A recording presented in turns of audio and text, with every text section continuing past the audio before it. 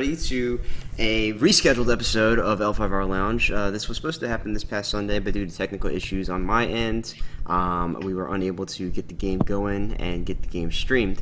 But this time, it looks like everything is working. I have played some games today on Jigoku, so I believe that my connection is stable and everything should be okay. If not, then I'm just going to blame my two guests here.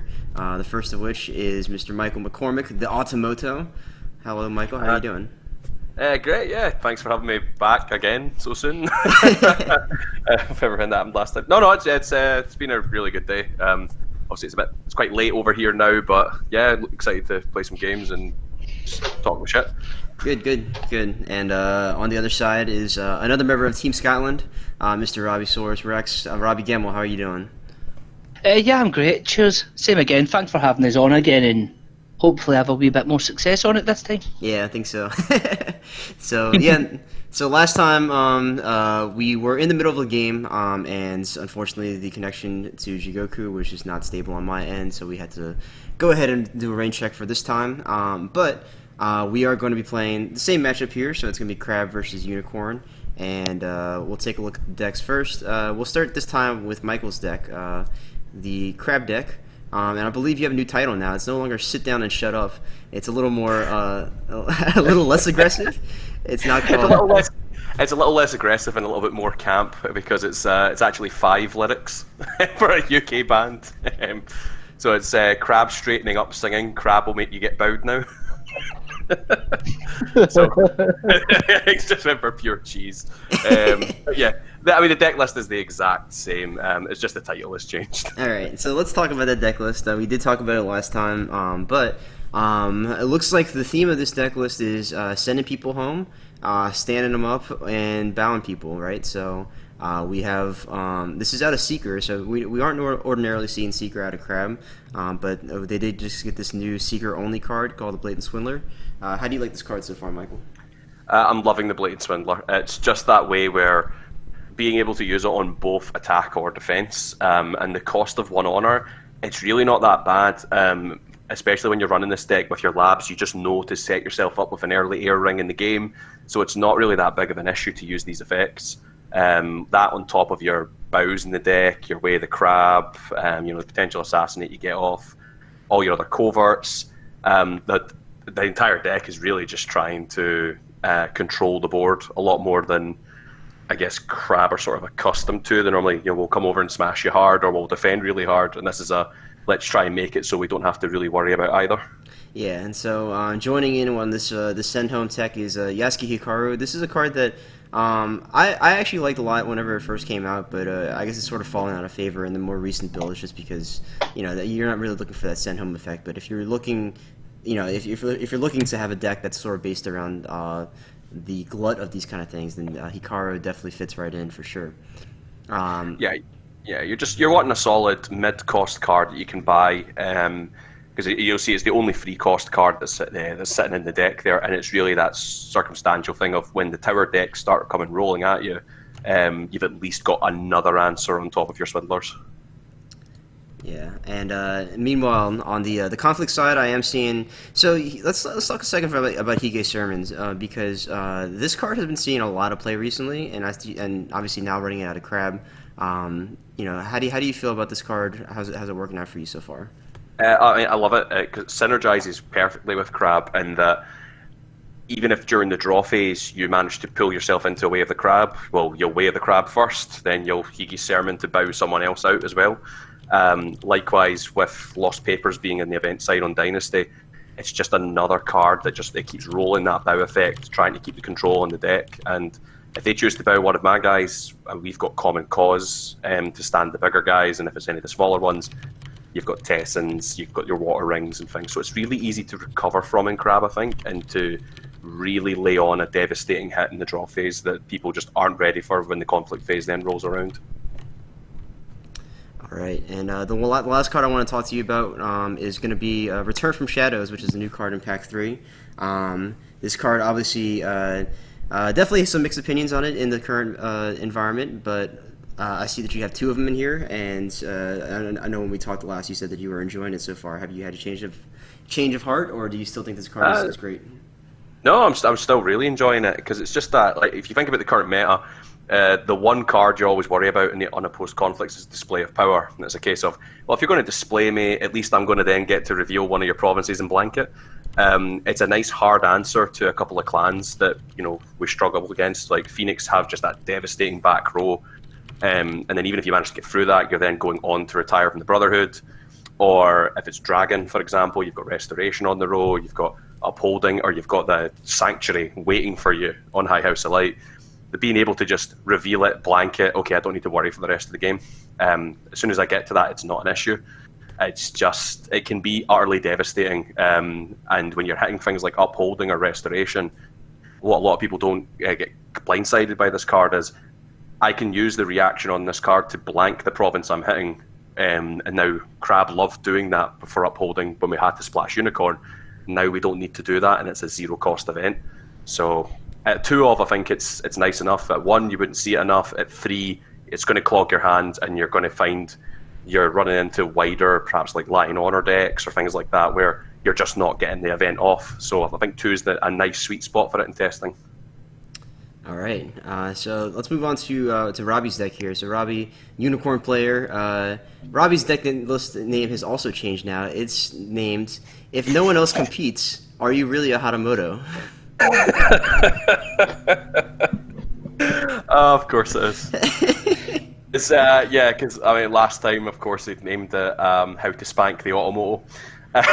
So yeah, he's just really trying to drive that home. Clearly, I'm just asking questions here.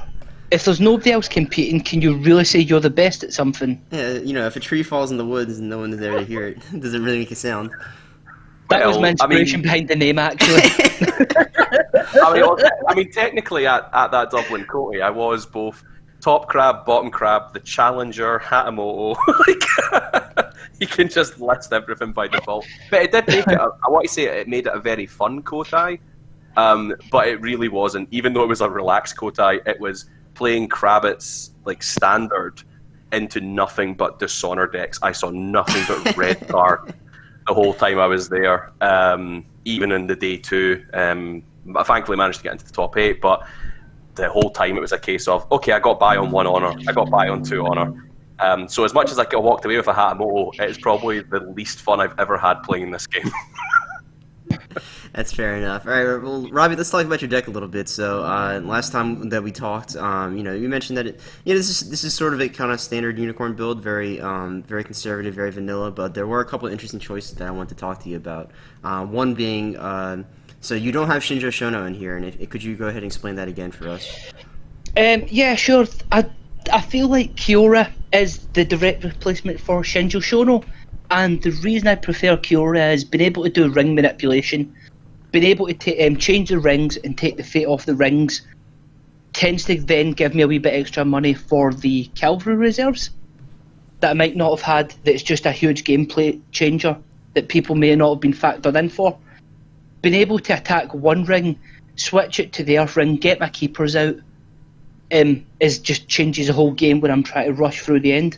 And she's also very good on defense, just for the same reason. Being able to realise I can win a ring, switch it to earth, get a couple of keepers out, and also gain the fate for defending my role. I just feel there's a lot more value in her than Shono, who gives a +1, but I tend to not be attacking with that many people anyway. It's more of a mid-range build where I'm looking to get money on your Tetsuko or your Naguris. Okay. So I just don't feel like Shono brings value to this deck. Gotcha. So a couple of things to point out, I guess, that you are on Keeper of Earth here, but you are on Upholding Authority. So I know that a lot of people kind of are maligned to running Upholding whenever you have Earth Roll, because it gets the extra 2 province strength, right? And this is a province that you want to break sometimes. So talk to me about that. Yep. Do you feel like that's do you feel like it's been a hindrance to you, or do you feel like it's just something that comes with the territory and you just really want to have Keeper of Earth still? Yeah, I've actually take no end of abuse off of the guys for having Upholding Authority on it. But the rationale behind it is, with Unicorn, I'm looking to go 1 break for 1 break. I'll then flip my box, I'll go 1 break ahead, and I'll win the race. So, if I'm using that logic, you hit upholding authority, you don't want to break it because you've got a really powerful hand, so you decide to bow out and win the conflict. I'm now one break ahead of you in that race. If you do decide to go ahead and break it, then I get to see your hand, and I can get rid of whatever that problem for the faction is. That gives me a wee bit more of an advantage in that race that I'm trying to play. Yeah, that's definitely something that people need to consider is whenever you're playing these kind of aggro decks, you always want to be staying ahead of your opponent, right? You know, the second you're on your back foot, it's very difficult for you to come from behind. So anything you can do to keep yourself ahead, definitely you want to take those precautions, and so that's why you got the Mirror Modus Fury in here. One last thing to ask about, so you are on Earth Roll, but you are missing the Earth Roll card from Unicorn, unfulfilled duty. Is it? I think it's either unfulfilled duty or destiny. It's there's a D word there. So, but how do you feel about that card? I know that people tend to like it, some people tend not to like it, but it's not in this list. I think it's a fantastic card, and the reason I'm not playing it is because I'm looking to fate bodies up. The only people that I won't be fating will be the ones that I join the fray. So it'll be Chags or the regulars. Most other characters I'm looking to put fate on, or the one-costers, probably won't get fate. So I'm not really seeing value out of it, and I find that it's just clogging my hand up. If I was playing more of a swarm build, then I would probably have it in. But I just feel with Dragon Splash going mid-range, it's just clogging your hand when I'm looking for other stuff. Yeah, I can definitely see that being an issue, especially when you have expensive events like Join the Fray and Cavalry Reserves. Getting another 2-cost event there that's it's not going to hit that many targets at one time. Definitely can be a hindrance. So it definitely doesn't fit quite so well into the mid-range build, though. Like you said, it is still powerful, and if people wanted to run it, then I'm sure they could do so. So let's go ahead and hop into the game now. I know you guys got the game up, and I'll go ahead and respond to some of the messages in the chat while we're waiting. Okay. And as Crab, I will, funnily enough, select first player. Boo. You and everybody else. So all right. So Daidoji Eric, former Shogun Eric, in the chat right now asking, why is Watch Commander back in style, with a very distressed face. I mean, it definitely comes down to just, especially with this deck, it's another control style here, but I think just in general, Watch Commander has always been a very powerful card, and it's one that, even as a Crab player, I am so surprised has never been hit, either by restricted list or I don't even know what an errata would really do to it. So yeah, more like the restricted list side of things. I'm actually really surprised that Crab has skirted by the restricted list as hard as they have for as long as they have, but I think Eric will also know that we've got a slap in the face coming ever since Butcher hit the. Yeah. Oh yes. Oh yes. Quite so, for sure. I'm actually surprised why Eric isn't asking why we don't speak English. I will say I can understand you guys surprisingly well. I do know that there are some of you who are more. How do I put this politely? I guess more Scottish than others, and I have Would not that encountered be it so far. Crane player? It may or may not be your Crane player, but. Robbie was saying about that when we decided kind of who was coming on there. We had to really think about, okay, who can at least enunciate to sound like we aren't, like Highland Warriors, and we can actually play the game. So that's. Yeah, Eric's saying that he has lots of training from talking to Tam at the contest. So he is well versed in the Scottish brogue. I mean, we struggle, so there is that. Okay. I'm going to go for the far left field play here and buy a Kaio Envoy. Oh, shock.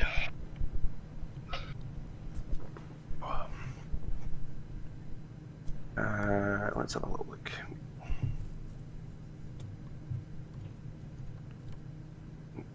Sit out there. Yeah, that seems like a good choice. We'll get a student of anatomies off that. Oh, we have some Robbie fans in the chat. Gamer guy 122 says, "Go Robbie!" 2 exclamation points. Fanboys. It's about the same as who is it? Jumps in every game a unicorn's ever playing. Is it Casey Cheesecake? Oh, yes. No matter what game, yeah. No matter what game you're playing, just jumps in to go unicorn, and then disappears. Man, you need people like that who are loyal to the clan and are willing to throw down at any time for the sake of the purple, right? Yep, definitely. I mean, it's amazing that Unicorn got as strong a following as it did, given just the position they were in for such a long time early on in the game. Although a lot of people did jump onto the clan as soon as that clan pack dropped. Yeah, I mean, so I guess Robbie, talk to me about your history with the LCG, or I guess the L5R in general. Have you always been playing Unicorn, or was this an LCG thing that you picked up later on? I actually didn't play the TCG. Okay. And I started out playing Scorpion, got a bit bored, went on to Line, and I went to the first Dublin Cote with Line deck. And I believe it was the Unicorn Automoto from there went 2 and 4. And I thought, oh yeah, that would be easy. And here we are. Still without Automoto. It's alright, just turn up to an event where there's no one else there and you'll finally get it. Yeah, I'd rather not have it than the abuse you took. This is true. Okay. So yeah, like just there, that's the kind of combo I'm talking about there. You want to get the way of the crab off in a Hiki's Sermon now, so you know, at least this forces the Border Rider to have to use its activation now, which is really key, I think, in this deck's weaknesses against, you know, Unicorn and Lion. These bigger decks, if they can really get on top of this, the control doesn't matter for anything if they're just smashing down your provinces with too many bodies. Yeah, there's only so many answers you can have, and if Unicorn or, you know, the Lion aggressive decks can really hit their stuff, then that's definitely going to be very punishing for you to deal with.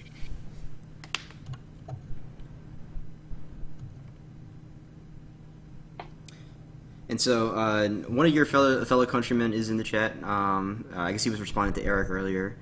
He says, "Watch Commanders back in style, because why should anyone else get to play with their toys when Crab are around?" I mean, That sounds like Ross. that's the thing. As a Crab, I can't defend Crab's stance at the moment. Like, there's a reason why I built this deck, because I thought, well, you know, there's 3 cards that have come out there. It's going to be fun to play something a little bit different that isn't just, well, my big number smash your big numbers. At least there's a little bit more gameplay involved. I wanted a little more interactivity in the deck for me as a player, like, because Crab does play itself quite steadily at the moment, and it just kind of seems to keep doing that as it's going. So no, I mean, I can't disagree with the stance whatsoever. Right.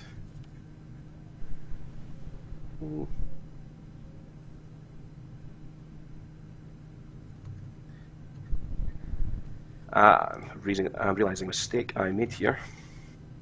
Should have used Student of Anatomies to make sure that Border Rider was not standing again. Okay.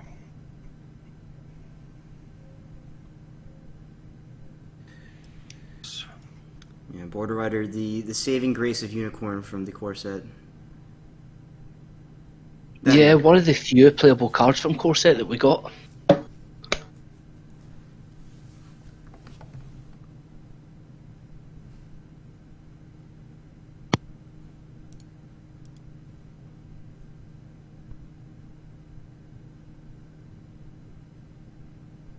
Yeah, it still amazes me to this day, the fact that Caillou Envoy got the Bushy keyword.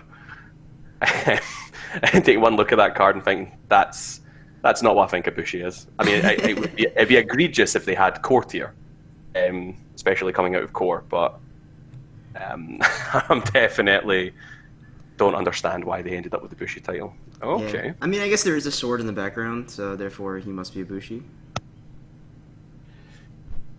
Yeah, I mean, there's a sword in the picture. That's like the. I mean, I suppose that's the same understanding of the dragon card right now, isn't it? Aim of it that there's a goose in the picture, so clearly it's a goose. No, that card is 100% the goose. We know that for a fact. That's been confirmed.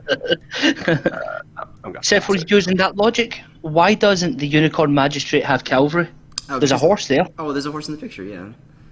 Generally, if there are horses in the picture, then that's a mark against the card potentially having cavalry. But if there are no horses, then a lot of times there will be cavalry. Like Agatoki, for example, that's a good one. Chagatai, no horse there, but he's cavalry.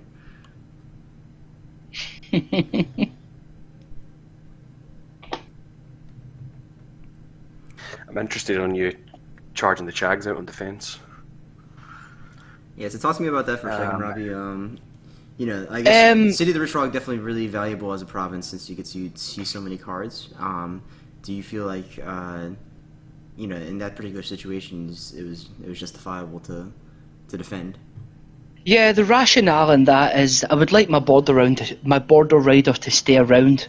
Chags was going to go into the bin anyway. I didn't have enough money for the reserves, so I bring it out.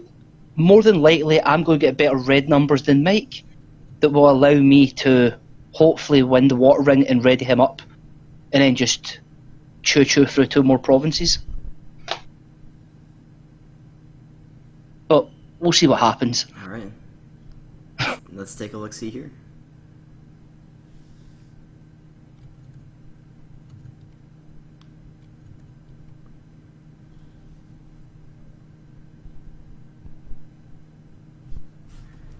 So we got 2 other spectators in here from the Scottish team. So we talked about it last time, but I want to go ahead and talk about it again while you guys are going through this conflict. Talk to me about your local scene, or I guess the scene in Scotland as a whole. Tell me what's it like over there, how many people you got, how often do you guys play when we're not in quarantine, all that kind of stuff. I mean, yeah, we've got a really healthy scene ranging from the city of Edinburgh across the little pockets either between kind of Livingston, Bathgate, Glasgow. It's all in the kind of central belt with Falkirk area. And we all sort of congregate over 2 specific stores, either 3 actually. Now that I say that, either at Nightly Gaming in Lanark or Common Ground Games in Stirling, or Red Dice Games in Edinburgh. And it's all like kind of split apart meta there. But if we really all get together to do a big event, we normally see about between 15 or about 15 players, and the sort of smaller events we tend to get about 10 people to it.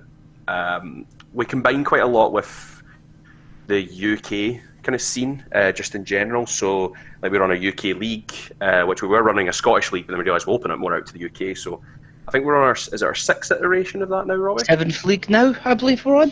7th, right, okay. I mean, 7th that's run. league's just started.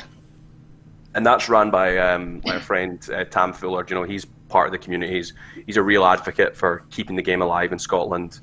And because the rest of us, we all really like the social scene, but when it comes to organising events, I think, other than the shop owners, I think Tam's really the one that kind of keeps on top of that, Robbie, isn't it? Yeah, I would probably agree with that. It is more likely Tam who deals with quite a lot of the stuff to make sure like the judoka leagues are running and stuff for us. Yeah, we're a good mix of old 5R players and people who did just pick up the LCG, RPG side of things. There's a lot of love for L5R in Scotland. Definitely. So myself, I was the previous TCG. I've been crab loyal TCG to LCG, which I guess is a bit of a fault, because when it's an LCG and you really want to get the most value out of it, probably should be playing other clans. Right. But I'm just blinkered on the blue cards, and a very specific shade of blue. Indeed, yeah. I mean, like I think clan loyalty is probably one of the best and worst things about this game, right?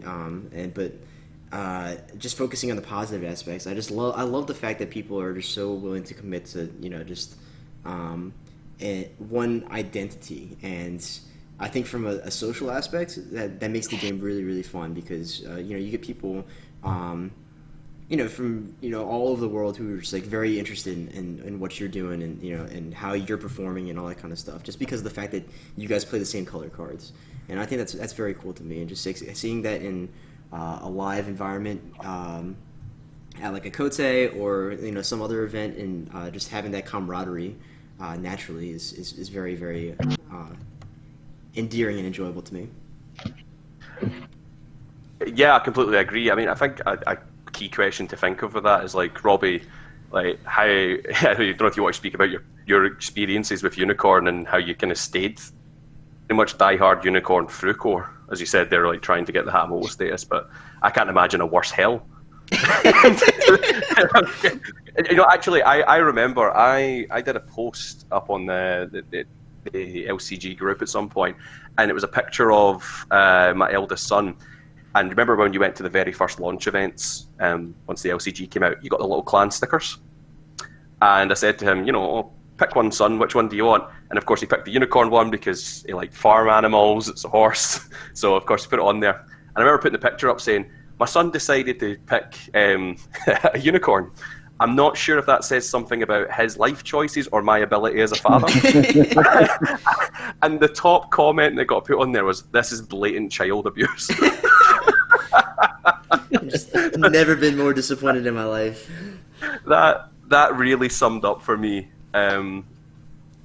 what was going on with the game at the time. Okay.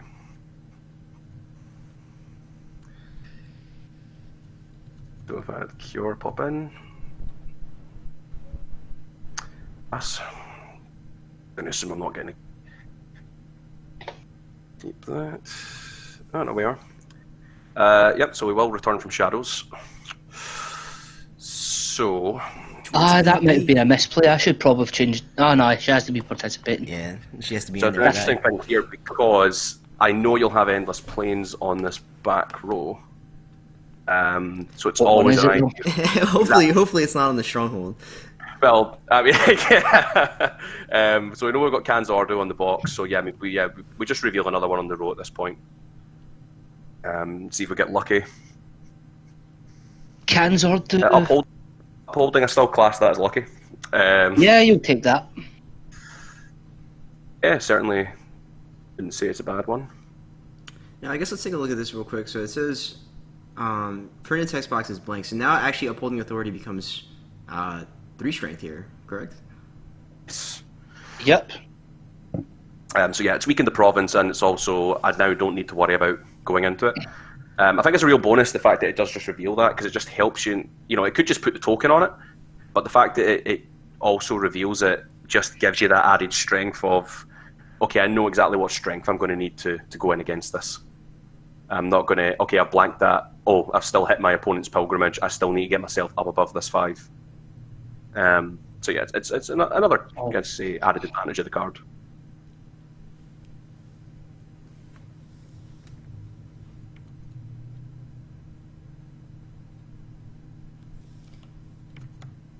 Checking in on the chat. I've just realised Sure, go ahead. all 3 of your other thingies are going to bow me.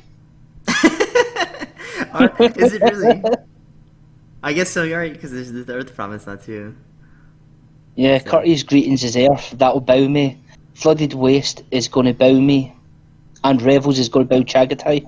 Oh no, well it can't be Rebels, correct? Oh no, he is Secret Water, that's right, so... Yeah, he's got the Wasteland under the box. Alright, I'll choose wisely here.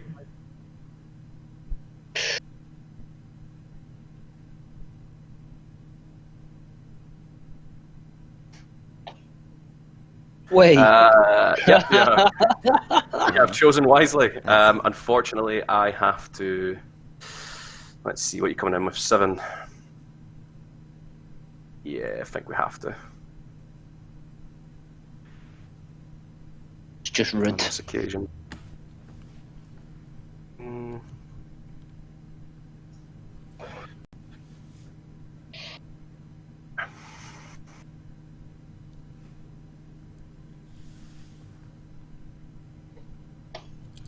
And checking in on the stream real quick, Gamer Guy 122 saying about the Scottish scene. What scene? It's two cunts in a pub on a Thursday.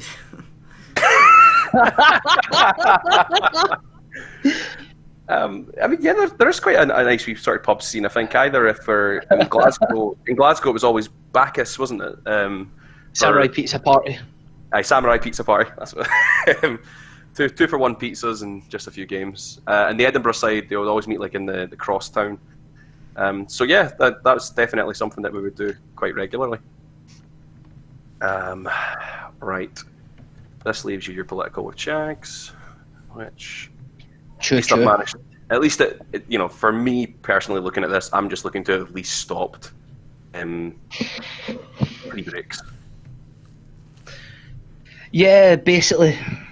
Yeah, so one thing to note there for those watching, Michael did have to play fight on there because Courteous Greeting, unlike some other provinces, does require two characters to be participating, right? So you have to choose both an attacking character and a defending character. If you don't meet both those conditions, then you cannot use the bow on it. So he needed to have a second body in the fight to bow this Kiora.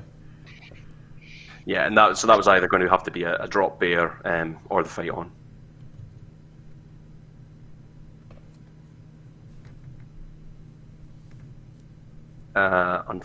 I will be very transparent here and say, though, I do not have the answer to this, so I've just got to hope you don't have a captive. Oof. But of course you do. So yeah, that's happening. Unfortunately.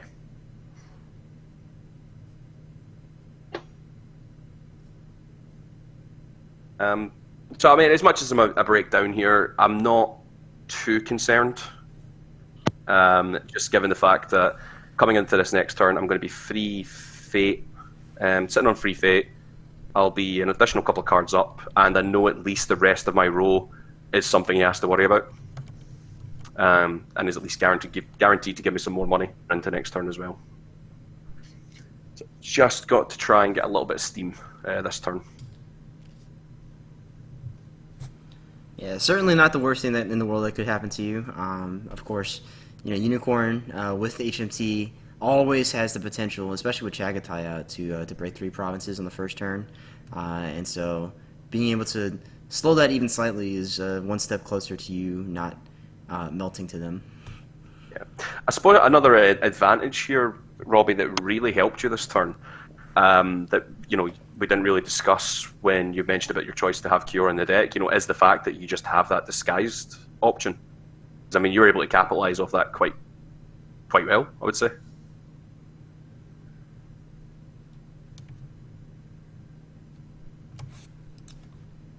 Have we lost Robbie? I'm thinking so. Considering it's saying waiting for opponent to take next action. Sorry there, guys. My mic was playing up and I had to change it. Oh, okay. All right, okay. Yeah, so Robbie, what I was saying as you were away there is just, you know, a factor of Kiora that you hadn't actually brought up was that, you know, how much that disguised and really helped. Because, I mean, personally, I feel that really helped you there on that turn. Yeah, that is another thing that I didn't mention is just, I think every one of my characters is a cavalry. So, just about. Bar's the keeper initiates, of course. I believe every other one, so she can come in over 4 different characters. Yeah, disguise is a very powerful keyword for sure. You know, it's very versatile, and I've definitely enjoyed it a lot more than I expected. I thought it was going to be, you know, just completely broken, but it's I just love the versatility that it gives you with some of these characters. So I mean, yeah, looking at this turn here, here's a perfect example of where Hikaru is going to come in useful.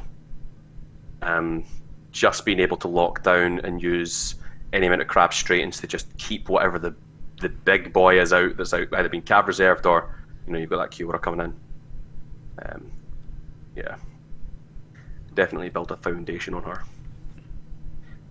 She's another one of those characters I find funny about crab fiction, in that every time we got introduced to these characters, they were already dead in the story. Because of course you had Tominatsu and Core, obviously who died for Quesada, and is depicted in Defense of Rokugan.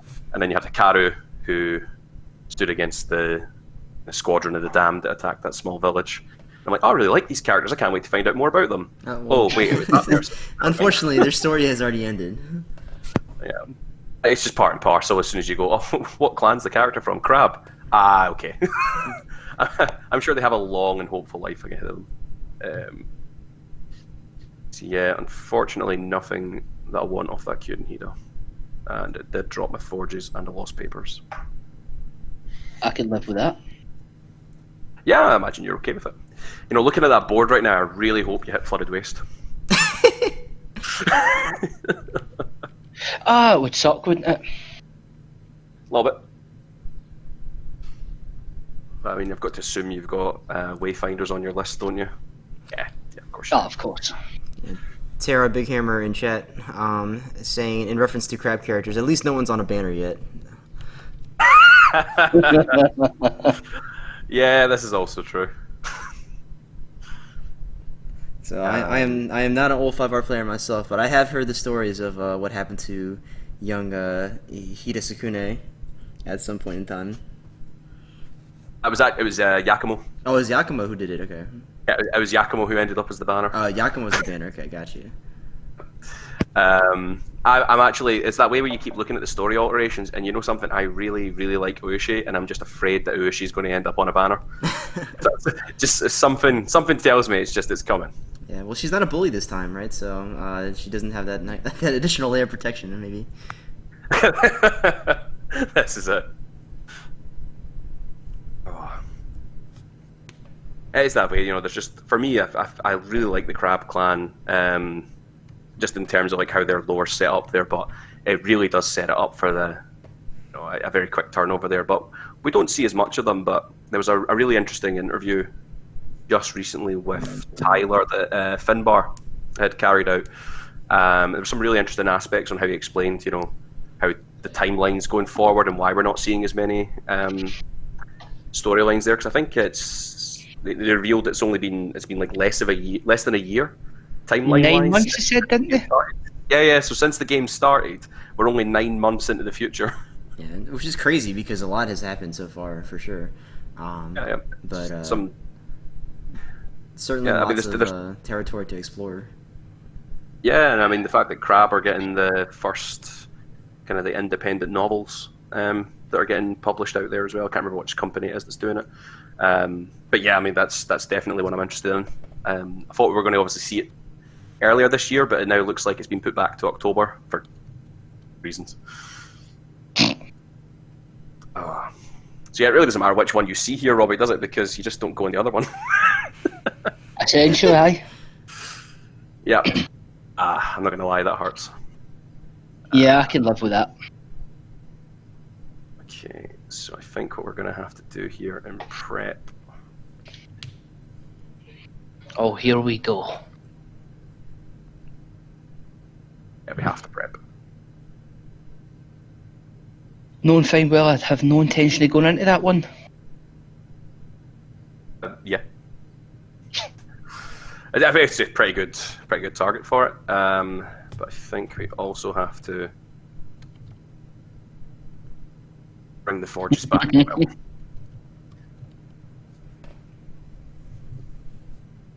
So I need to go into 7 without Kiora. Yeah. Yeah, I don't think I can do it.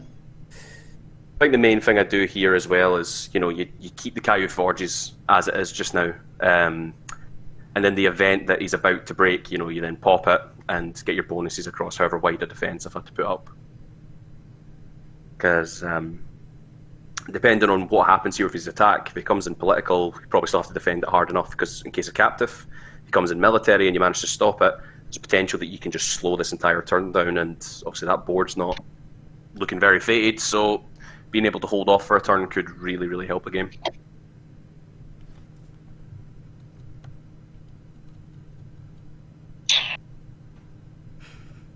Okay.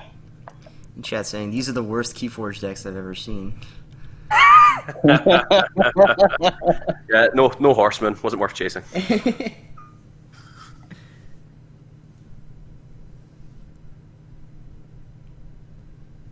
We're going for it. It's quite a few. I think it has to be done at this point, doesn't it?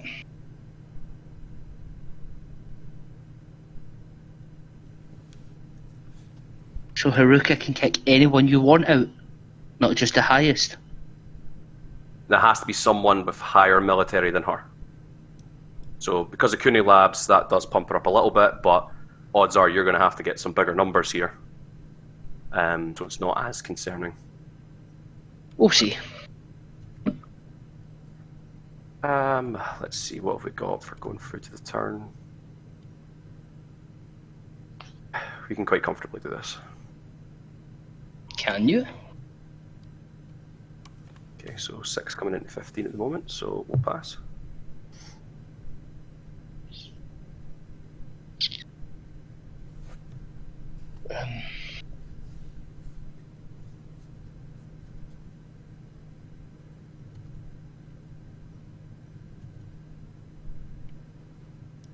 You're Seeker, so there can't be any Defend Your Honours. That would be correct, yes. I mean, you've won the game by default if I play it. I mean, Yeah, you laugh, but there's some of those silly things that just happen. Like we've had like a player in our meta get mixed up in the card art between abandoning honor and upholding authority and putting upholding on the box. And the moment the box is revealed, it's GG. All is said and done. Yeah, I will say That player didn't do that once. They actually done it twice. Did actually at the same event, yeah. Sorry, Dan, what were you going to say? Yeah, I was gonna say that actually happened to me at Gen Con. Wrong character. When I was playing against, I had to play against Chris Potter for a top in the first round, and I ended up winning the game because he had he had 2 Void Provinces in his row when he was not supposed to because he forgot to change his deck beforehand. So it was very unfortunate for sure. Yeah, I mean these things happen. I mean, I don't know about yourself, Dan, but like we've been in like top cuts where people fail deck checks and everything else, and I guess there's nothing worse than finding out the next day that you're not getting to do the thing that you were really looking forward to. Yeah, no, for sure. It's just definitely a heartbreaker, and so I always encourage people, just make sure you go through the night before. Whether it's the night before the cut or the night before the actual event itself, and just go through, count your cards, check your deck list, make sure you're transcribing it beforehand. Don't wait till the day of the tournament to write down your deck list because you could mess something up and just miss it. Yeah, definitely. You do not want to wait to that point. Okay, so I believe that's all said and done, isn't it? Yep. I didn't mean. Never mind.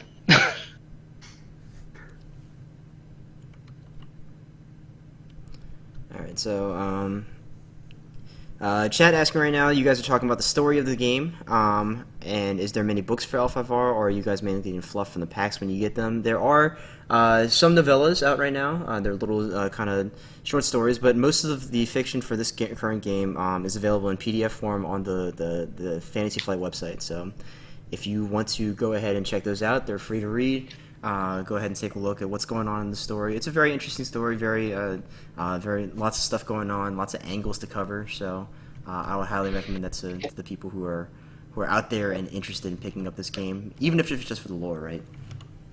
Oh yeah, I mean the lore of this game's fantastic. Like I run and have run for quite a kind of few years now. We did a fourth edition campaign for the RPG, and now we're bringing the story across onto 5th edition. We're running some of the modules just now, and I think just the lore and setting itself is just fascinating. Really, really love it. Yeah, what I'm doing is I'm actually listening to them on the Table's Yours podcast, just because I'm lazy and I can't be bothered reading. And I find it easier to remember names when I'm listening instead of actually reading it, because everyone has the same surname. The surname's first, and I have no idea who people are when I'm reading it. So I find listening it just helps me sort of a little bit with that. So yeah, the Table's Yours podcast. If you're lazy like me. Yeah, so go ahead and check that out. And yeah, Chad also talking about just the RPG stuff in general. Michael mentioned it as well. The RPG is very robust. It's been going on for about the length of the the card games themselves. So if you're interested in a very role playing focused RPG experience, then I think that this is right up your alley.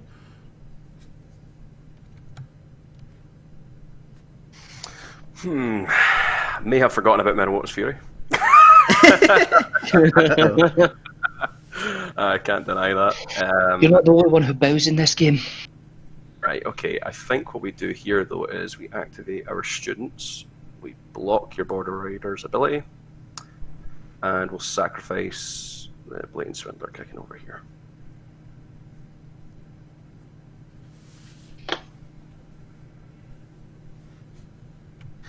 Now, I've got to ask myself the question here before I do the next thing. What are the odds that you have another Minamoto's Fury in hand?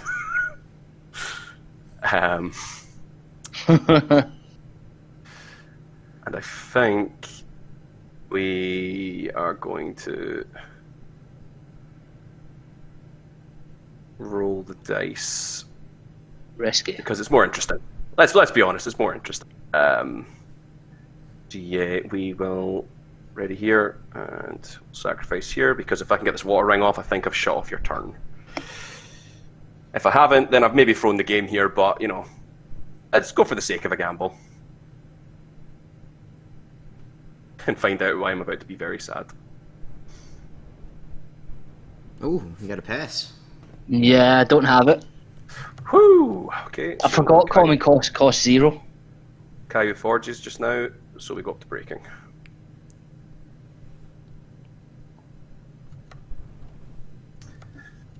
And then you'll pass, take a break. I also misplayed by putting the curved blade on the Gunzo. It should have gone on the Wayfinder, who's going to last out the turn. Oh, which is fair, yeah. So I think at this point, I'd imagine we're just both passing through. Yeah, it seems likely. Just while I remember to actually activate my Vanguard Warrior, so many games I've done that in.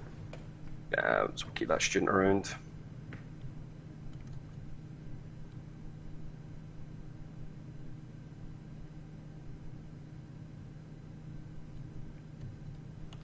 Yeah, it's not looking so fun for me anymore, is it? I mean, I won't lie, I was absolutely terrified by this turn. I mean, given the fact that really that straight in was a case of, if you've got an answer to this skirmisher, I am now screwed. Like, there's nothing else I could do here. Yeah, there's no action on my side. Yeah, and so that's one of the hooks of playing a deck like Unicorn, is whenever, you know, your momentum is very important when you're playing that kind of deck, right? And so you need to make sure that you have the answers, or rather, if your opponent doesn't have the answers to what you're doing, then it's very easy for them to just get run over. And so in that situation, not only would it have cost you another province, Michael, but it also could have potentially, led into another conflict with HMT, Yep. and all kind of bad stuff. And maybe you could have died last turn. Yeah. I mean, definitely. Sometimes you've got to roll that dice though, because if I hadn't done that, the outcome was still going to be the same, because when his Kazi regulars came back over, if he could flip it to military, whatever I was straightening was not defending that. I mean, sure, I could have straightened the Swindler and sent him home, but I would rather keep things interesting, try and get a little bit ahead of the game. So yeah, I think this is the right time to buy him.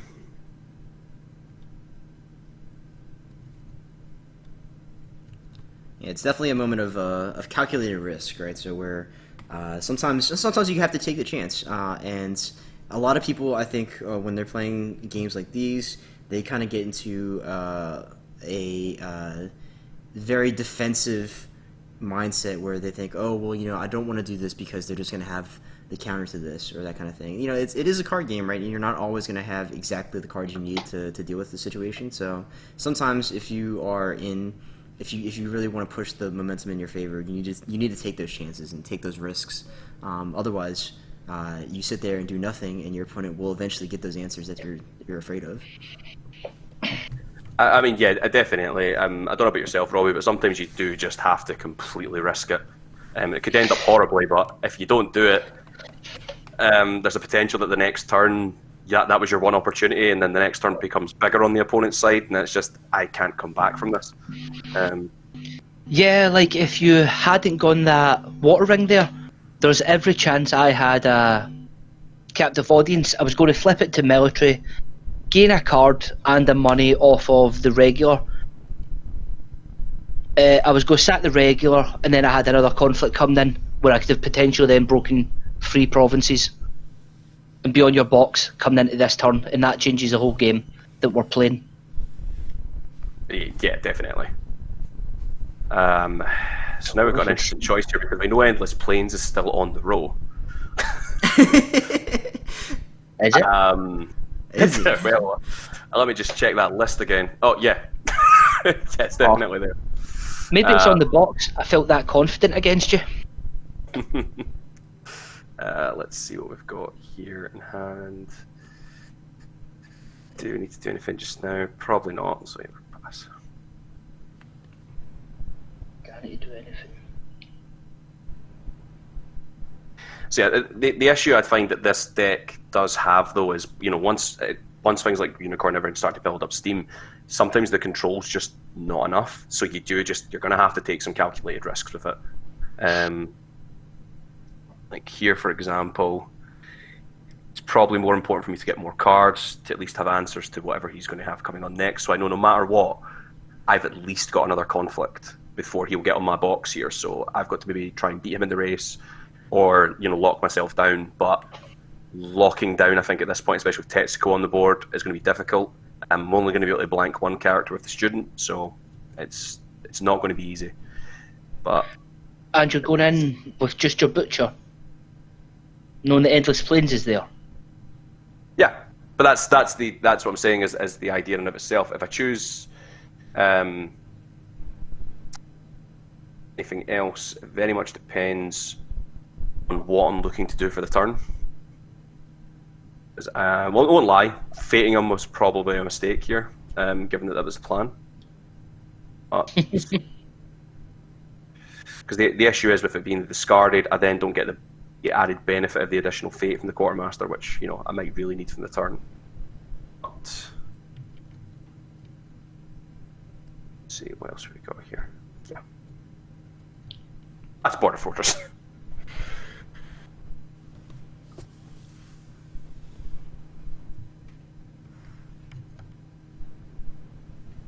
Yeah, so chat pointing out, Butcher's there to break, right? So if it hits Endless Plains, then the end result is sort of the same because the province will break.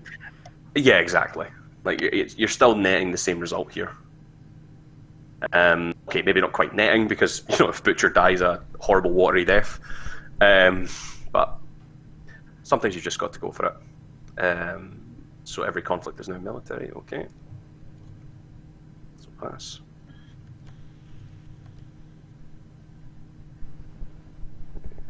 Sure. See if we can get something. Curve blade. Not ideal.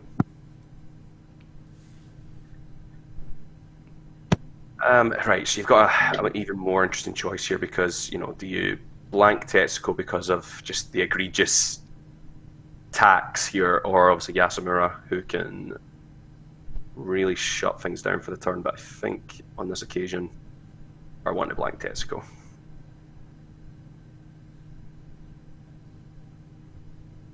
Yeah, that does seem like the safer option, doesn't it? Oh yeah, I mean 13 cards in hand. I've got 5 fate, but I don't want, you know, that 5 fate to become only 2 cards I can play.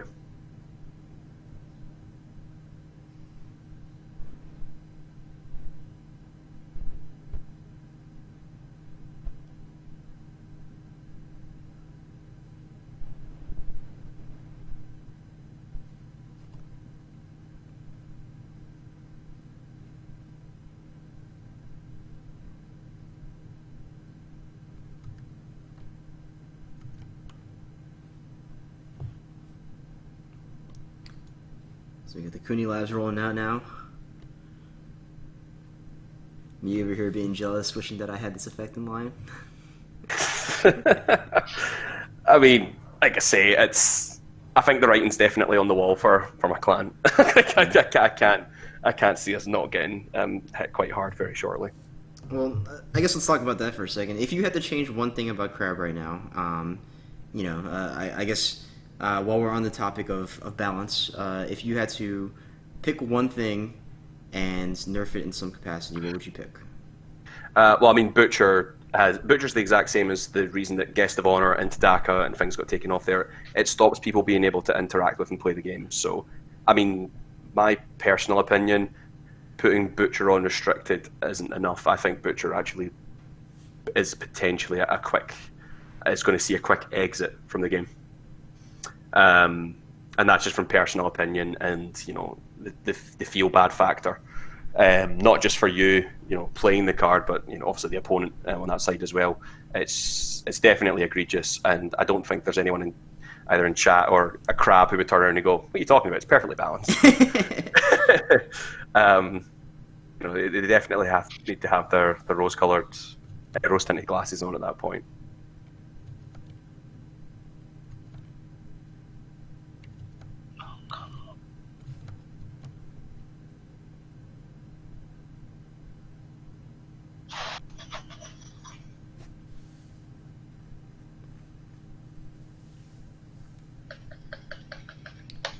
So the Butcher is returning. I've just misclicked. Good job, Robbie.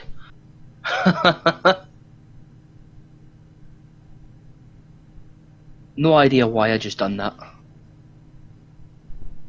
You didn't mean to use Defend Your Honor. I did, then I realised that I'm thinking 6 against your 5. Wasn't factoring in the 6s amongst 3 units. Had the brain fart for a second, then when you I thought it was on one character. Well, I mean, if you want, Robbie, I mean, we can both bid one here. That's fine. Okay, I was just going to say you return it to hand. Nah. Okay, so I probably do still mid-bid here, just to ensure it gets off. I think that probably does shut down any means of you being able to capitalise here. Yeah, very much so. Yeah, and so that's one thing that people need to. That's another thing that people tend to miss as well. Is sometimes you see a duel initiate between 2 characters that are relatively close in skill, but maybe your opponent is still up on you. And a lot of times the default instinct is just, I'm just going to bid 1 because I'm going to lose anyway, right? But a lot of times your opponent is going to have the same kind of mentality where they want to bid 1. Because they think that, he's just going to bid 1, so let me not spend any honor on it. And sometimes you can sneak out a win by actually, paying the honor forward. So it's something to think about whenever you are picking your bid choices. I think it's a great play against... Oh, what's it called? The political duel that lets you look at your opponent's hand. Policy debate. I think it's a great play against policy debate if they're 1 or 2 up. If you go for the 4, you might give them the honour. But getting a look at their hand is just fantastic, and getting rid of whatever they've got there is just, I think it's fantastic and worth the free honour swing. For most clans, bar Scorpion. Yeah, I think the main issue, as you say, Dan, that people fall into with this is most people have a kind of feel bad factor, I think, again, from duels, in that most people assume you're only going to initiate a duel when you are so egregiously up that nothing else can happen. So there's always that added risk when the card itself is played, but it really depends what kind of factor you're going for when you're initiating those duels. Because sometimes, like for instance, Robbie there, if that Butcher comes in, like I'm going to need to defend your honor here, but knowing the state that this game's in at the moment, he probably does know that he is going to bid high, and as he said there himself. Mm-hmm. I mean, at this point, the Nozumi's breaking, so we just pass. Good game. Yeah, I figured you had the Minamoto's Fury, at least one of them. I only had 1 drop bear in hand. I had no other straight-ins, so once again, that's another gamble there. Because I know at least if he has to play the 1 Minamoto's Fury, he's not got the Fate.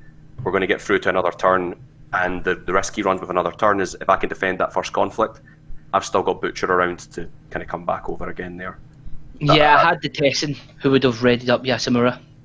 Yeah, so I mean, in terms of like hand knowledge here for what we had here, you had 2 let goes, 3 watch commanders, Away of the Crab, another fight on, 2 ornate fans, and a Banzai in hand. So like I didn't have, if you were able to get rid of that Nozumi, I didn't have any other answers to actually being able to do something here. Yeah, late game, Curved Blade was all I had to break that province. I've got a Let Go, Shinjo Ambusher, Talisman of the Sun, another Let Go, Barcha, Elegant Tessin, and Join the Fray. That is useless at this point. I mean, yeah. Definitely a lot of stuff there that costs some money, and so that's definitely again one of the things that you need to consider whenever you are playing Unicorn is that your power cards and your conflict deck are going to be expensive, so you need to make sure that you have enough 8 reserved for to play these cards out. Yeah, that was quite silly too. Like put so much fate on Tetsuko and Yasamura, given that if I'd kept 2 or 3 of that money. But I was just banking that I could, on board, save myself another turn, then I'd have the board, and then the money from next turn to actually push through. It didn't really go that way. Just on that point, Robbie, there obviously, how do you feel as Unicorn, with that being higher costed cards against so obviously Dan's a Lion player, and with me being a Crab player, we've got things like Common Cause that cost 0, and Dan's obviously got Tactical Ingenuity and Take Up Command and whatever other Lion cards are really good. So I don't know how everyone in the kind of chat and here on stream feels about. Do you feel like when we talk about kind of egregious cards or things that maybe there are more cards that maybe should go up that kind of cost scale to kind of alleviate that strain? If Unicorn there, you're saying what really hurt you is not having that cash. Yet we're potentially in a position where we don't really need to worry about that cash. Yeah, so I guess if you had to pick one thing to make more expensive, what card would you make cost fate that doesn't cost fate right now? I feel like Common Cause should cost a fate. If you look at all the other stands in the game, they all cost 1, and Common Cause is 0 for whatever reason. A lot of the weenie Crab characters have Sincerity, or they have a benefit to dying that then just feeds into that a bit more. So I feel like Common Cause costing 1 it would make it a more fair card. Okay. I'd agree with that. What about yourself, Dan? Just curious, on the Lion side, do you feel like there's anything that would be adjusted more from a 0 cost? I think the two main offenders. If you guys want to go ahead and start up the next game, we can move into just game 2 real quick. Yep, sure. I just need to build your deck, Mike. That's fine. Just a quick copy. So this will be fun because I, admittedly, have never played Unicorn. Oh, you guys are going to switch off? What was that? I said you guys are going to switch off? Yeah, we'll switch off. Sure. Because it's the idea there to see are the decks, because this is a very common thing that gets said specifically about Crab just now is, does a deck just build itself? When people say about Scorpion right now, take all your red cards, dump them on the floor, pick up 40 and 40, and you're probably good to go. Little things like that. Mm-hmm. I think sometimes as well it's about saying that no, this does take some difficulty to play this, because I very much expect to not do very well running this Unicorn deck, although I know how it should work.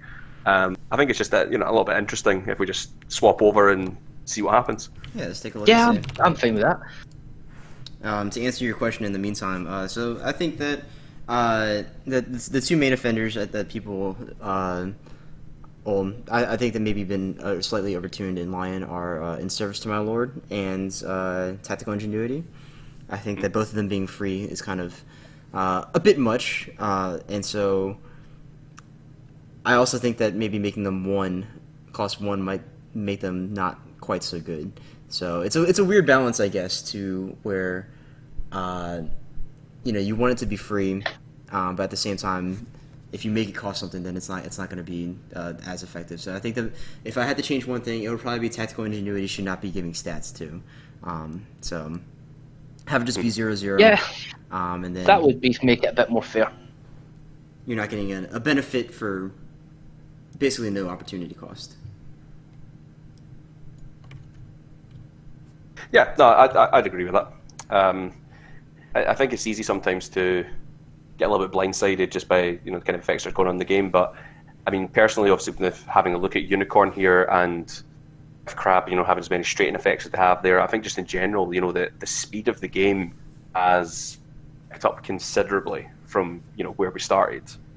To the point where some games it can be a case of, okay, we're at the end of round 2, game's over.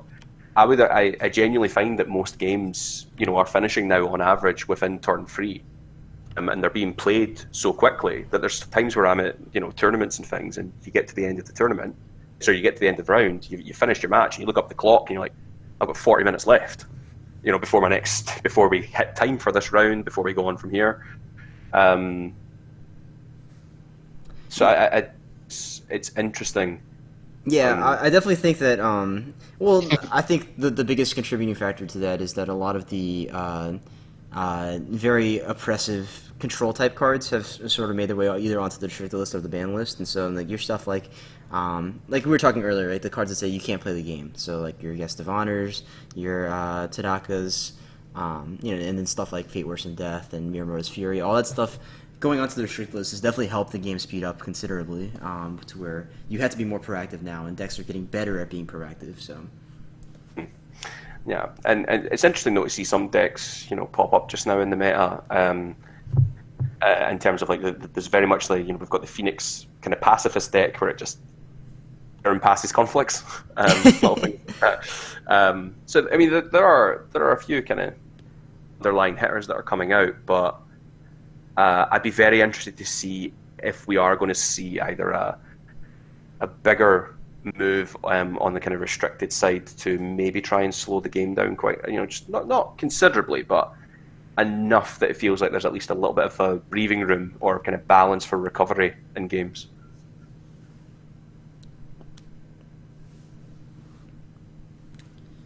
Yeah, well, at least on my end, I know that I will still be trying to go balls to the wall whenever I can, because like you mentioned, right, maybe finishing a match within 20 minutes and having 40 minutes afterwards just to walk around and relax is always a great comfort of playing aggressive decks for me. Mike, out of interest, why did you play the Vanguard over the Moto Youth from the Gunzo Cup? That was more than likely because I think that Moto Youth was actually part of the first pool. No, that was part of the first pool that gave me the Yasamura, so I could fate him up. And still have some extra fate. Fair enough. So what are we going to do now? But no, I agree with that, Damien, because obviously the first time that we got to really meet you was over at Worlds, and I can say, considering how long you would wait for food and things there, being able to finish that early, you're just like, oh, thank God, I can actually go and order food, and I'll probably get it just in time for the next round starting. Yeah, it was quite a bit of people there. I mean, shout outs to FFG, of course, for for hosting Worlds as they did, and their staff for doing what they can to keep us 200 plus people in that one little area fed over the course of a lunchtime, right? So, I mean, no, it was fantastic. Mm-hmm.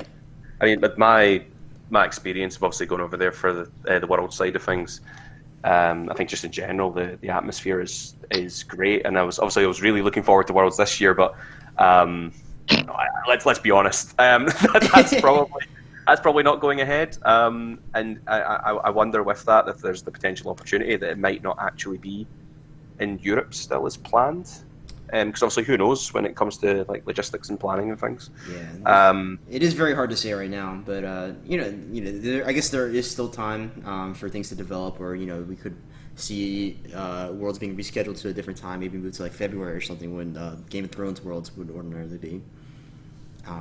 Or something like that. We'll have to see. But like you said, yeah, in Worlds obviously a blast for me, and I was really looking forward to going over to Europe because I was planning at least to stop in the UK at some point in time before I headed over to Spain, and maybe make a trip up to Scotland, go see London a bit, and on all other places I have not been over there.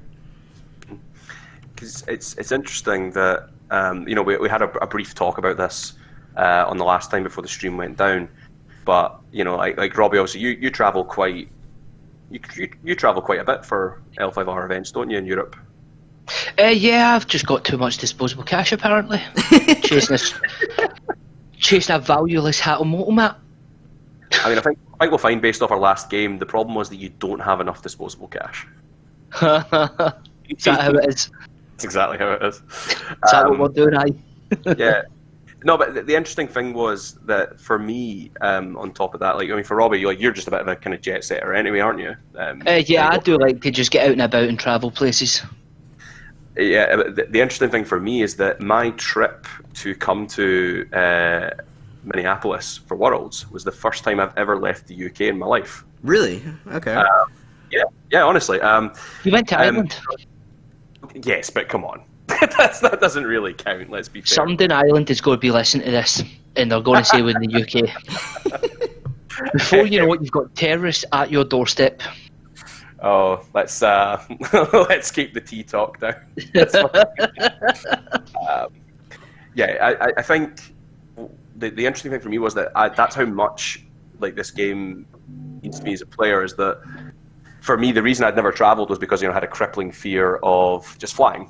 Kind of a rational fear and everything, but not uncommon. A lot of people have it. And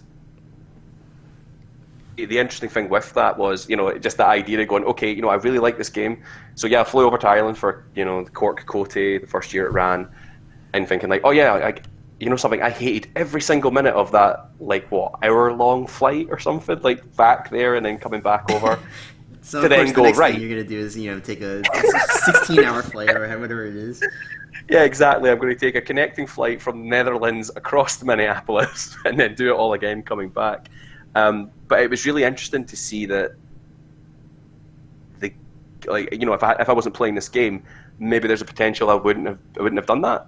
Because as far as I was concerned, when I got my invite to Worlds, that's kind of maybe like that. I mean, Robbie, you said that the same thing. I think the last time we brought this up was kind of like a once in a lifetime opportunity. So yeah, kind of pushed onto that. But it's just, I really like that the game's that strong that it can, it can have that kind of reaction from people. To be fair, I did say it was a once in a lifetime opportunity. I got back and then started immediately saving for Worlds this year. So it's one of them things. It's once in a lifetime till next November rolls round, and you're like, it seems like quite a good idea. Yeah, maybe it's a twice in a lifetime thing at that point. I think that's the great thing, just in general though, is because you say they once in a lifetime, and then they come around and say, "Oh, it's going to be in Europe this time." So I'm like, "Oh, actually, I might go to another Worlds." But I think it's just the social scene and the kind of aspect of that is, I think it's just fantastic. You've got all these players from all around the world. We all roughly know each other, or have heard each other, and I think it's just, I don't know. I think that's one of the main things I really like L5R, both from your previous iteration to this one, is the community. I think if the community wasn't here, I don't think that, as much as we've talked up the story and clan loyalty side things, I don't think I would be as invested in this game as I am. Don't know how you guys feel. Nah, I agree with that completely, because being Unicorn right now, we're just not a very great clan, and they're just not really fun to play. It's the community that's making this game so fun for me right now. Yeah, and I would agree with that 100%. I mean, that's definitely the thing that got me hooked on this game in the first place. I'd been playing locally whenever I first started, and I was like, this game is fun, this game is great, it's engaging, right? But then what really sold it for me was when I went to my first Cote, that was 2 years ago in Houston, and I didn't know a single person there, but just from my interactions with people online, and just how friendly everybody was immediately upon showing up there. I felt like I was at home, and it was really awesome just to be in a community that was so inviting and so welcoming, to where I could do something like that, and just on my own whim by myself, and then come in there and feel like I was not alone for even a second. I thought that was really great. Yeah, no, it's I completely agree with you. I mean, obviously, it sounds like, so you went to your first event, it was just you. you decided to go solo, or did you go with any from your like local meta? No, it was so originally that Kote was I was supposed to go with my local meta. It was at a convention, but the convention got canceled. So the Kote itself was rescheduled to a separate event, and so I figured, okay, well, it happens to be on a weekend that I'm free. It's the closest event that I can possibly get to me. So I'm just gonna fly over there for the weekend. I'm just gonna go. So it was just me at the time, and things. I guess the rest is history from there.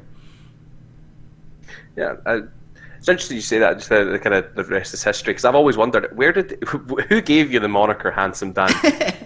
Where did that come from? So it's not nearly as interesting as you may hope it would be, but my handle comes from, or I had this handle when I started playing fighting games, and so when I played fighting games around here, originally I just went by my name. I always thought it was weird to have a gamer tag or something like that, or like a handle to go by. Because like when you introduce yourself to somebody in person, it feels very strange to be like, oh, my name is Sephiroth X99. Yeah. And I was like, no, I'm gonna tell him my real name, right? So I went by Dan for I was just Dan M. That's my first name and my last initial. So, but for a while it was too bland, I guess, too boring, and so some of my friends that I was playing with at the time, we had, I guess, at some point in time we went to a store and we found some T-shirts that said "Handsome Boy" on them, and so we're like, okay, this is a cool line of clothing here. We're all gonna buy these T-shirts, and we're just gonna jokingly call ourselves the Handsome Boy Club. So we did that, and at one point in time, I wore the T-shirt to a tournament, and I was like, I'm just gonna call myself Handsome Dan. And after that, it stuck, right? People were like, "Oh man, it's a great name," and I was like, "Okay, I guess it is kind of cool." Right, okay. And I later found out that Handsome Dan is the name of Yale University's Bulldog mascot. So when I found this out because I was looking up some of my matches that were streamed, and when I searched it on YouTube, all I found were like all these dogs, right? Just like little white bulldogs in sweaters, and Yale University sweaters. I was like, what is this? This is not what I was looking for whatsoever. And so yeah, Robbie, you'll no doubt notice a massive misplay I made there. Not activating the Shiatomi encampment before. Yeah. Yeah. So you should probably have readied Yasamura. I might have whiffed just a little bit here. Just between friends, Mike, what one is Endless playing? It's definitely not that one.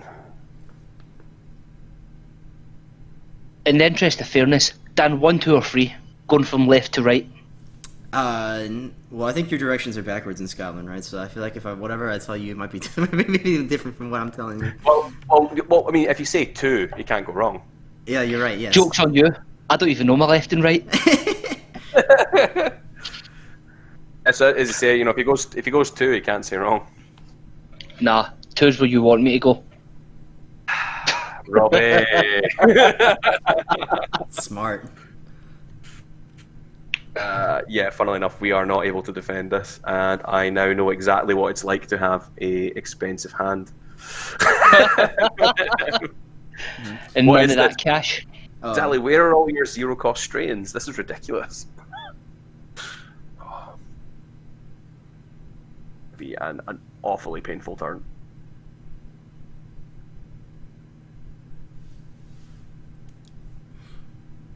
And so, Michael, I want to actually go back and revisit this your world trip for a second. So, I guess tell me about your experience as a whole coming to America for the first time. Was it everything you hoped and dreamed it would be, or was it give me one thing that you thought was exactly how you expected it to be, and one thing that you thought was not how you expected it to be at all. So you're talking about just being in America? Yes. Uh-huh. Well, I mean, the Burger King was exactly as I expected it to be. I mean, the first night we went in there and I went to order the largest, and Robbie just had to put a hand on me and say, "Michael, don't. Trust me, you don't want to do this. I thought, yeah, you know what, I'll go with regular. And to then get the regular and say, okay, that's like 3 times the size of normal portion over here. So, well, save me quite a bit there. One thing I didn't expect, and this is probably just absolute like naivety on my side, I didn't expect it to be as cold as it was. I arrived thinking that, you know, I'm used to living in jumpers and everything here over Scotland and that, it's probably going to be fine. So I decided, I won't go, you know, I won't take a jacket or anything, I'm sure it'll be okay, and it is the biggest regret that I've definitely had. Yeah, Minnesota is quite cold, I must say, and, you know, granted, I don't have the best temperament for the cold. I live in southern U.S., so the weather here is quite nice at all times, unless it's blistering hot, in which case it's awful. But yeah, going to Minnesota is definitely a shock for me every year, and I can only imagine that if you think it was cold, then it must truly be cold. Yeah, it was absolutely freezing. We realised the sort of morning after, before the first day of Worlds, we decided, we'll go over to Walmart. And there's an interesting story that came off the back of that, where we decided, we'll go and we'll buy like bulk water. And don't ask me like how or why they had it, but we found out after the first day, you know, we were going through bottles and bottles of this stuff, and we're still first day. We sat down to the RPG session while we were there, and we're putting these things away and having to get up constantly to go to the toilet in the middle of this like 1 4-hour session.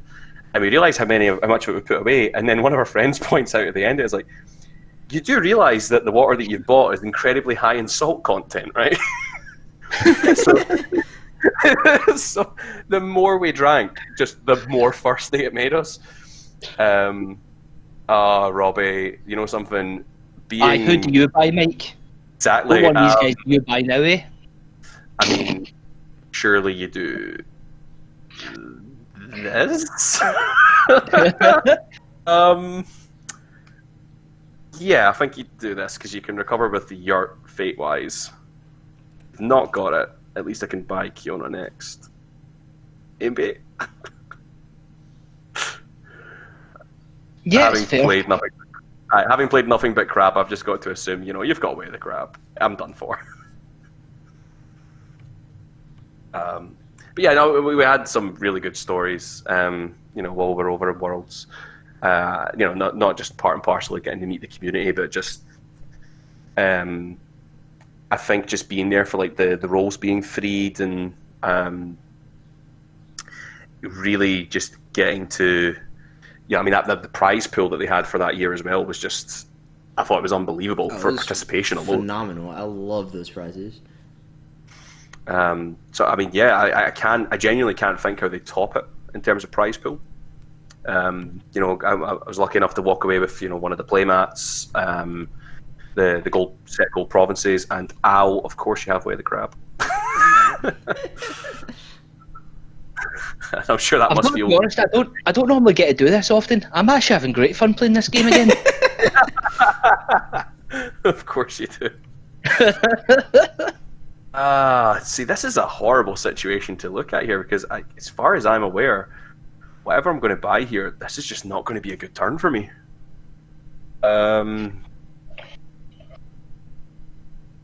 Yeah.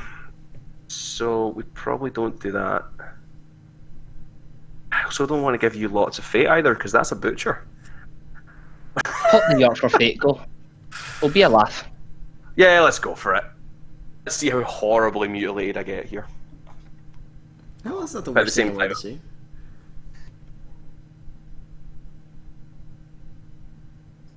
No, definitely not. If we're lucky, we maybe. I don't think we've seen the third Gunso, so we might be. No, we have.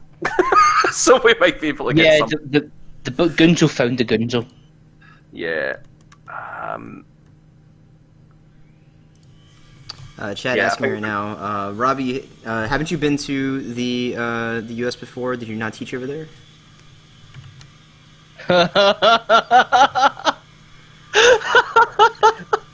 Let me guess, that was Gamer Guy. That was Gamer Guy, yes, and he's also asking for the story about you guys almost getting arrested at Worlds. So I don't know if these are the same story or not, but No. So that's a completely different story. That's the story of the Lanarkshire. Yeah, I'll let you. I don't know if you can tell that story on a live stream now. Look, anything goes here, right? If something happens, I'll cut the stream off and we can. No. Literally, it's not that. It's not as bad as that. Like, so obviously, there's a different kind of temperament, I would say, between being in Scotland and being in the US. In terms of assessing the sense of humour, shall we say? And Robbie decided to make a few jokes at one of our friends' expense who went over there, who will remain nameless. And when they were in the Uber heading across to the hotel, he started telling stories about the fact that this friend of ours was known as back home was known as the Lanarkshire Strangler. So of course, the Uber driver started to get quite worried and was on the cusp of basically phoning the police, thinking that someone at large was in his car.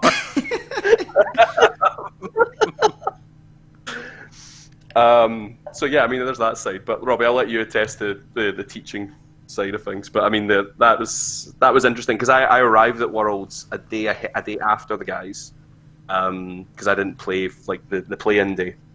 It was my son's birthday beforehand, so I couldn't arrive then. So I arrived to see this person who had obviously had that story, and they looked none too pleased. And I then had to explain to me what had happened, and I'm like, oh, Jesus Christ, I've only been in America for like half an hour in terms of being on the ground, and this is what I'm having to deal with. Yeah, I think we're going to have to season here. As much as it's probably going to give you some stuff, got to pump out that labs, the mine. Okay. And at least then maybe I can get something here. I'm not going to lie, Robbie. I mean, I'm pretty much ready to just kind of roll over and accept my fate here. Yeah, you're in trouble here, bud. I'm in so much trouble. Oh. Yeah, the teacher in America, when I was younger, I went to go and do soccer coaching in California. And when I came back home, I was pretty excited about this new experience that I got to do. And I told everyone the story every 18 seconds. So he's alluding to that.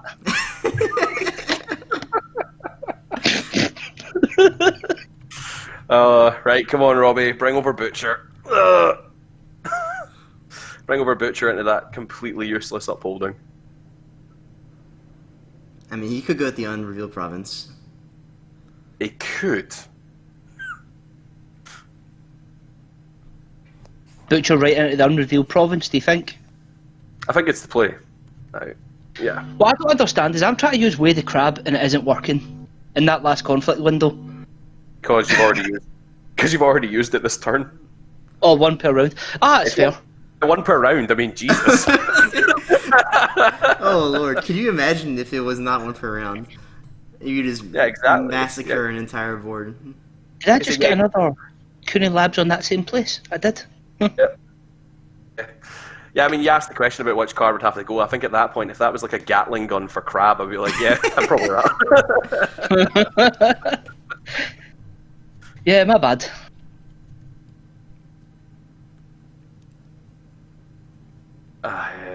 See, on my return attack, the only hope I've got is to hit Revels. And that's just not good. Yeah, so funnily enough, no defenders and a mighty pass.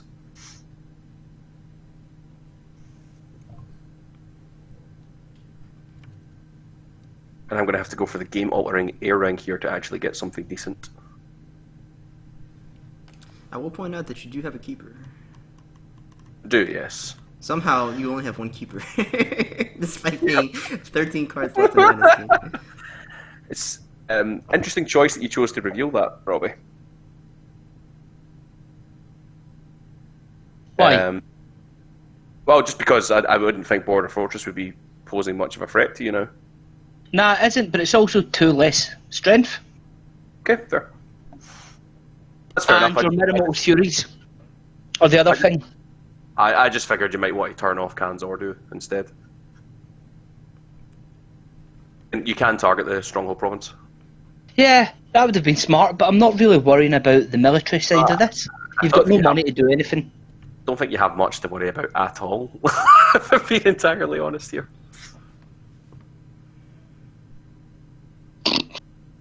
Sorry, I'm getting messages about that chat, and some people aren't too happy. I wonder what story it was. Yeah, I may have missed this in chat, but one of your Scottish brethren was pleading in chat, "Don't, please." I never named anything, so that was the important part. Yeah, no names were mentioned. So. I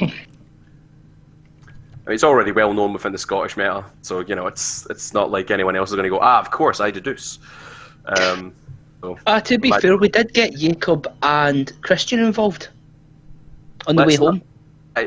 Let's just continue with the game there, because I can't attest nor defend because I actually don't have a clue what you're talking about, and I'd rather not go down that rabbit hole. It's fair. Let's see, why do we need it and why do we need it? It's swept. Okay. Right, so I can't come to courteous greeting because I'll just get bowed. And I hate my deck. Because I realise no matter what I hit here, Right. it's just yeah. You can't go to Flooded Waste because you'll get bowed. Yeah. And it actually doesn't, even if I hit Revels, you've then got an answer anyway. Do I? No, not at all. Son of a, okay.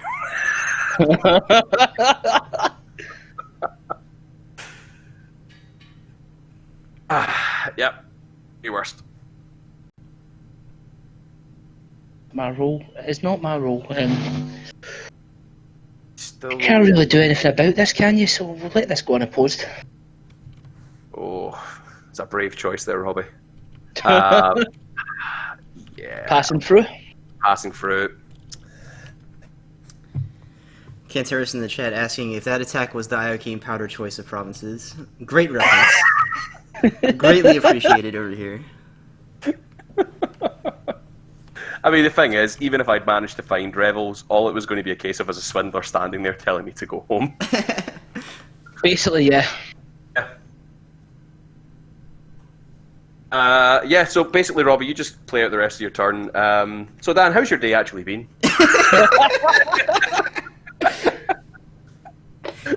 It's been quite good, honestly. This has been a lot of fun so far.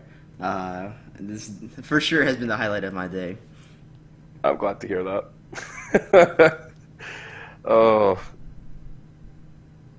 Butcher's kicking around. So funnily enough, no defenders here. I'll be passing.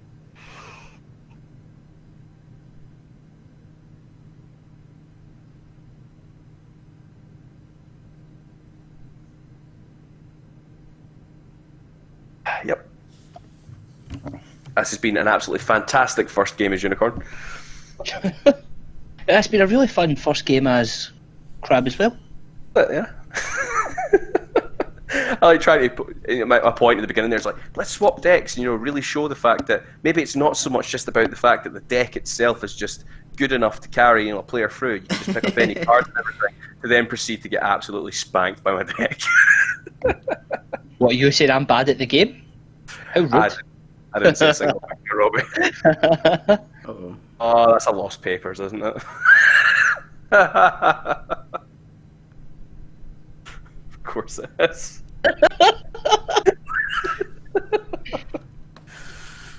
So yeah,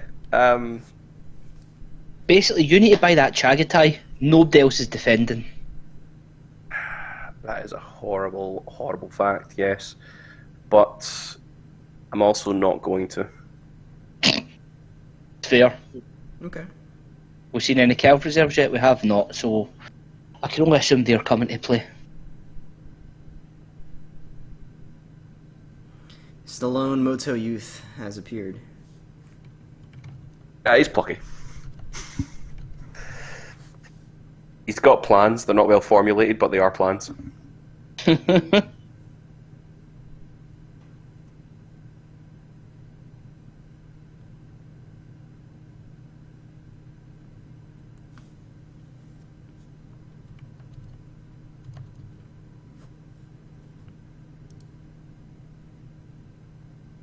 You only hit honor. God.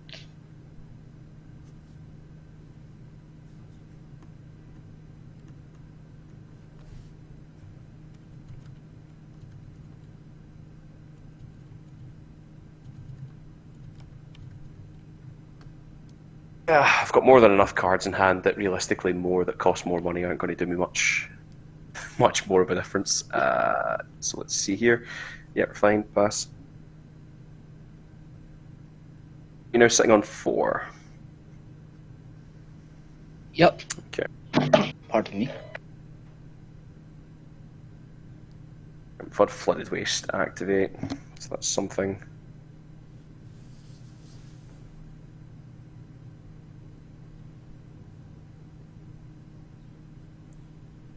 I will say perhaps not all completely doom and gloom just yet. Not entirely. We'll see.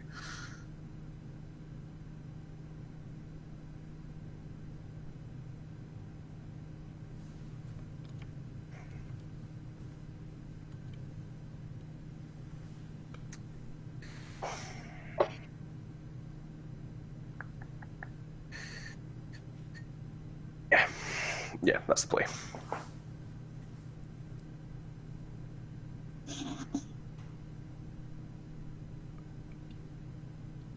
Oh, wrong card. Wrong. Wow. Wrong province, yeah. Yeah, wrong province. It should obviously go in the greetings. I know they've done recent manual updates, but worst case scenario, if it gets pitched at the end of the conflict, you can, I was going to say, you can fix it. Yeah, just... Nah, we'll live with how stupid I am. Here we go.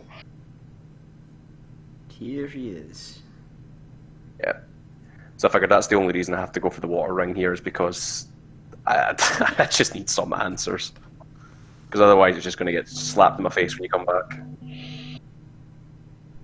Who have you still got in the bin then to bring in from your defence? No. No characters? No, wrong. Acura. Yeah, you've got quite a nice discard in there, don't you? It's looking okay, as far as my knowledge of it goes.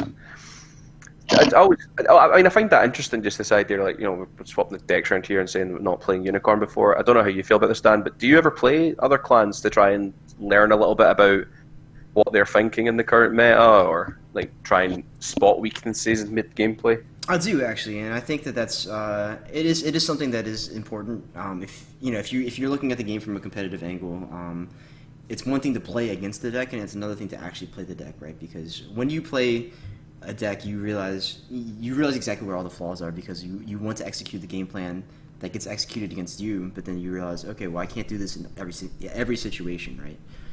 So one thing that you're noticing here is, okay, well, I don't have the money to pay for a lot of stuff, right? And so now when you go back to playing Crab and you're thinking about the Unicorn matchup, it's like, okay, well, now maybe if there's a way for me to attack their fate and make them buy things that are suboptimal or do other stuff like that, then that could make my time against them a lot easier, kind of thing.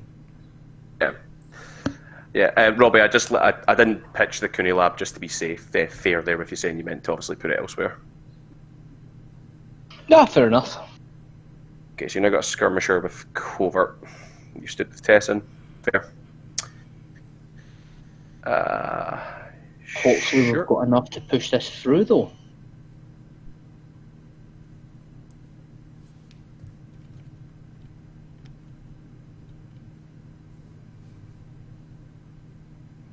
I would like to be able to do that, but I feel like, for me personally, there's just so many cards in the current, card pool that even jumping onto the meta decks and getting a little test against them, or trying to run them a little, I just don't feel like I'm noticing the weaknesses because I'm not playing that clan as proficiently as others, and I guess that comes down to like a kind of skill base side of things. Yeah, and so I would say the other aspect that at least helps me a lot is when I do stuff like this, right? And so like I watch a lot of games, just by spectating in the background while I'm doing other stuff, or I'll watch streams, or I'll do commentary.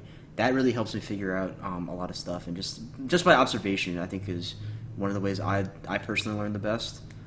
So that's that helps me out in that aspect. So I don't always sit through and go through the reps every single clan a whole bunch of times, but just by being exposed to it and seeing enough of it, that helps out a lot.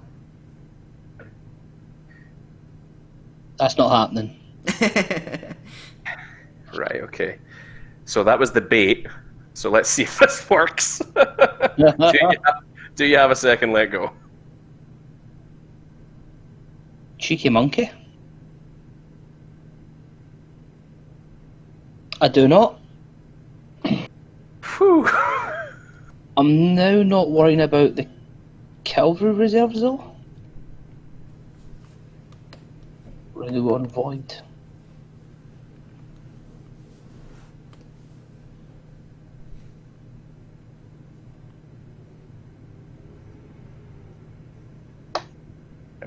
Yeah, this is happening.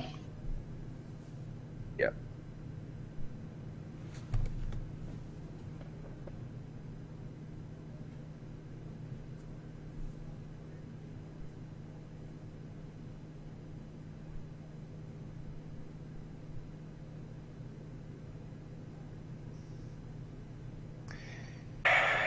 So let's see what we've got in hand here. So we'll pass.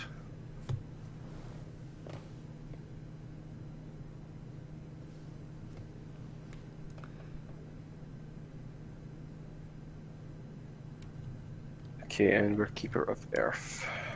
So I've seen a fun little line here. I'm curious to see whether or not you're going to see it, but I'll let you play it out and talk to you about it afterwards. Okay. I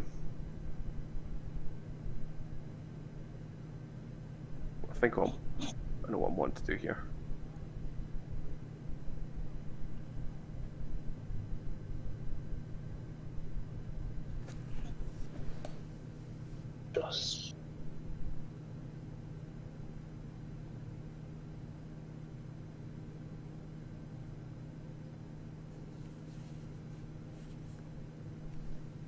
So I need a defending character to allow that to happen.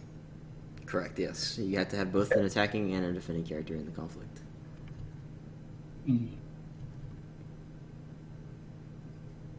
A 9 fate, I'm going to say you're probably in a comfortable position to drop someone in if you've got them.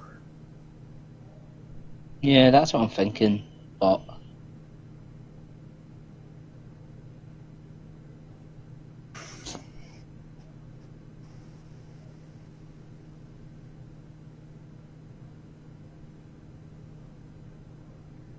Yep, here they are.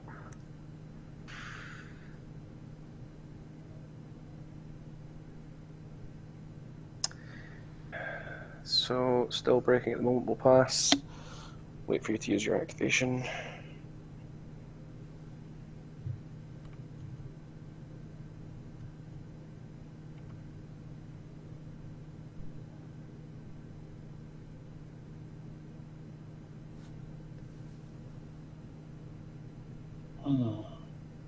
I'm first player next turn though. Yep.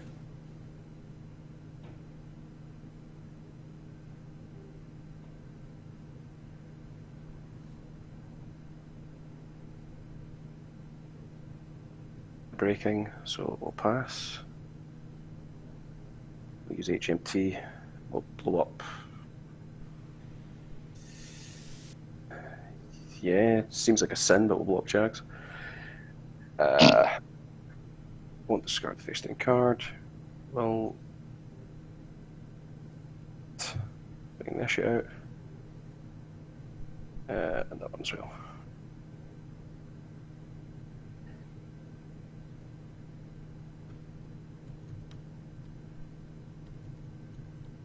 And you've got a military left, don't you? Because everything's military. Yes. That's correct. Yeah. All right. It would have been military from the HMT The activation. counter. Yeah. Yeah. So what was the interaction you were talking about there, Dan? Is that something you can...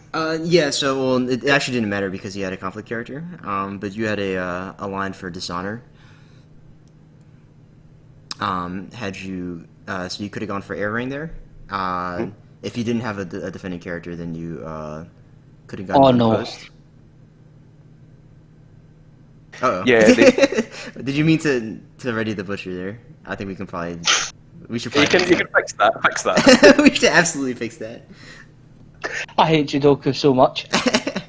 Absolutely. I should hate this so much.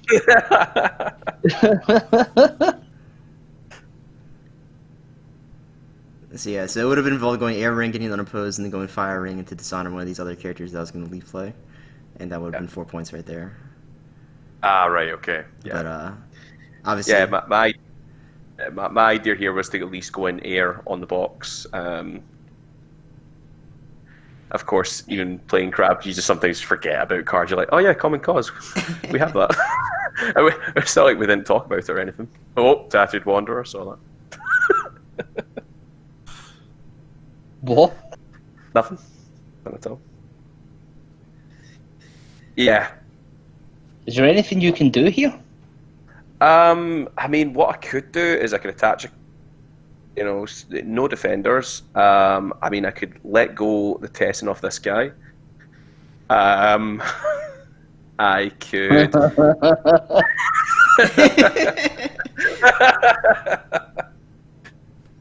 I mean, I've got another couple cards I could play here. I could put a curved blade on. Oh, of course, yeah, Banzai him. Yep, that makes sense. I mean, you wouldn't let me Banzai you, unfortunately. But yeah, no, that is game. That's game. I'll quite happily just pass here and butcher, smash that to pieces.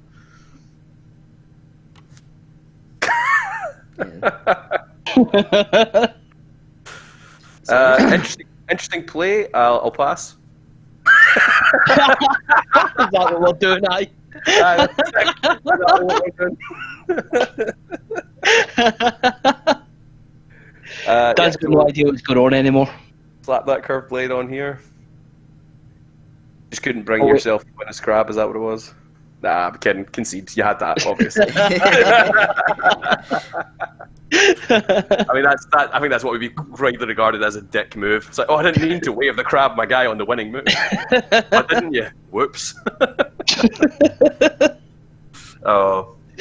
So yeah, I hope I did Unicorn a little bit of justice there. It's definitely not what I'm used to playing. Nah, I found this deck's a lot slower than what I'm used to doing. Normally I'm used to getting red numbers out and then just punching people in the face until I find Chagatai and then punching them some more. That's totally fair.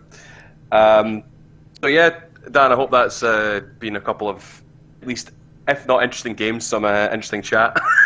Yeah, no, I mean, and that's sort of the whole point of all of this, right? Is I think that the games were good. I think that the discussion was better.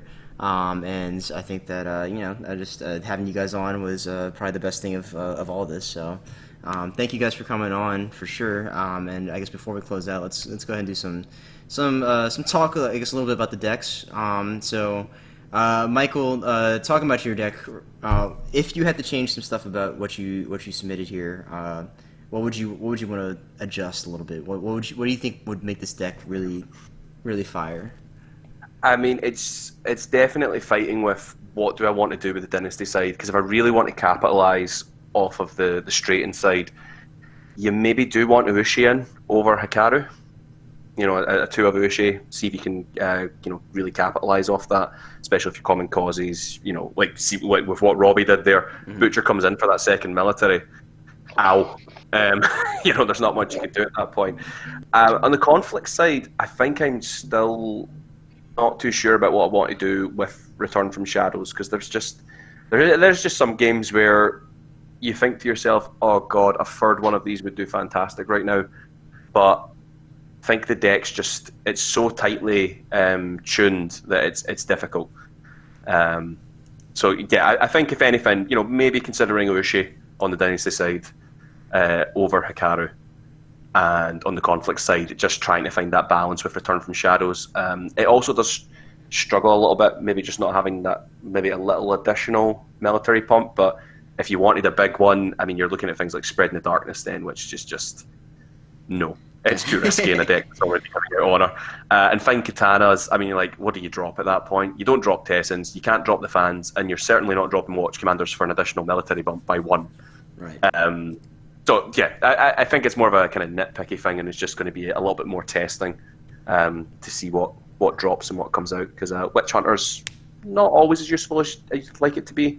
So it may even be a case of maybe trying out Witch Hunter, swap her out for another free coster, and just keep Butcher as the high end. Fair enough. And then Robbie, I guess my question for you would be, so right now, I know we talked about this a little bit last time, but Unicorn probably not in the best spot in the meta right now, but if you, I think, what would be one card that you would think would be a difference maker? What does Unicorn really need to reclaim, I guess, their status back at the top? Back at the top, back at mediocre. That's the best we've ever been. I think when we get Pack 5 and we get Mama Bear, Alter Sani, I think she'll make a huge difference, because just being able to pull your Niguris, your Texicos into the game for free, and then if you've got them on the row, you can fate them up. I just think she's going to do wonders. I'm thinking I'm going to take Chagatai out my deck then for her. Well, I hate to be the bearer of bad news, but she only pulls non-uniques, so you can't pull the Nerguis and you can't pull the Tetsukos. Ah, well, don't I look stupid? But I do agree with you. I do think that, even if it's not going to be the unique characters, I think even being able to pull out more stuff like Border Riders and like and that sort of thing, it just being able to cheat more bodies onto the board is really important for Unicorn.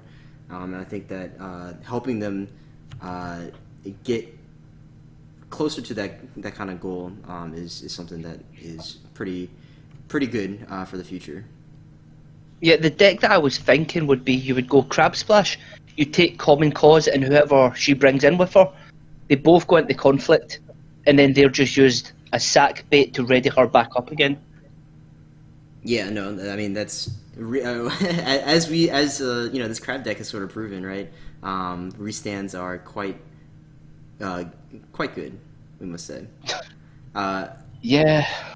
Chat are now asking to see the deck name for Robbie's deck again, and I'll zoom in extra close on it too. And we'll leave on this note. This is a philosophical question, I think, for all the people at home. Just mulling over their Hatamoto titles or lack thereof. If no one else competes, are you really a Hatamoto? Yeah, it's that age-old question. Does a one-legged duck swim in circles? Yeah, I don't think we're going to say anything more wise than that tonight. So, all right. Well, thank you guys again for being on. Any last shout-outs for the two of you? Nah, I don't like anyone in the meta, if I'll be honest. So, nope. I mean, I'll at least give a shout out to not just the Scottish meta, but the entire kind of UK meta. We're all quite a closely knit bunch, and I hope we've been able to provide some entertainment to them as much as they're probably used to us and kind of sick of our power. As much as you say that already, but I guess just a big thank you, Dan, for getting us on and letting us just have a bit of fun for a night. Yeah, no, for sure. Definitely was very enjoyable having both of you guys on, and we'll hope to have you on in a future episode for sure. Yeah, I'd happily come on any time that I'm invited. This has been great fun. All right. No, it's been great. Right, so, thanks very much, Dan. Yeah, I'll go ahead and close up the stream here. Thank you guys for watching. And as usual, you can find the VOD for this on YouTube once it is uploaded. So I'll post that in the Facebook chat and on the Discord whenever that is the case. But for the time being, hope you guys have a good night, and we'll talk to you guys later.